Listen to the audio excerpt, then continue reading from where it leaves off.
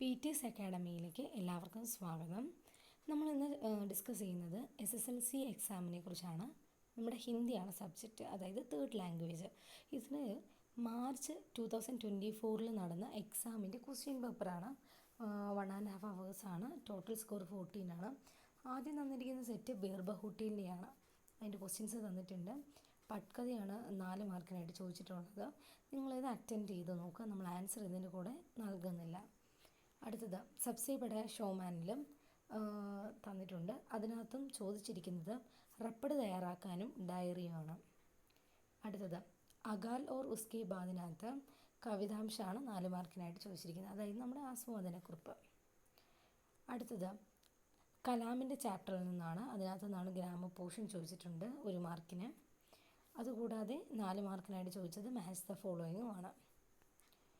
ഇനി അടുത്തത് ഡുഡലീത്തോ പരായി എന്ന ചാപ്റ്ററിൽ നിന്നാണ്. അതിനകത്തുനിന്ന് ഈ പറഞ്ഞ പോലെ പോസ്റ്ററോ അല്ലെങ്കിൽ പത്രമോ ആണ് ചോദിച്ചിട്ടുള്ളത്.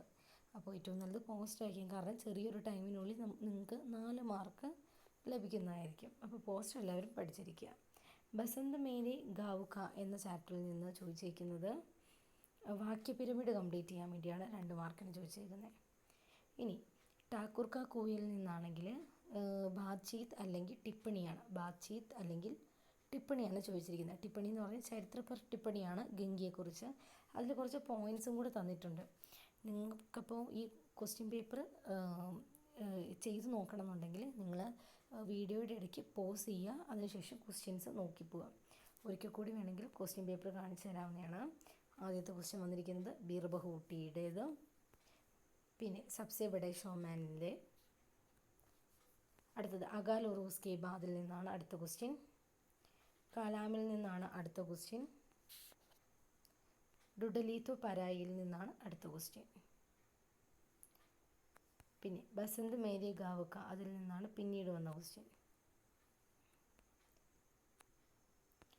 ഠാക്കൂർ കാ കൂയിൽ നിന്നാണ് അടുത്ത ക്വസ്റ്റ്യൻ.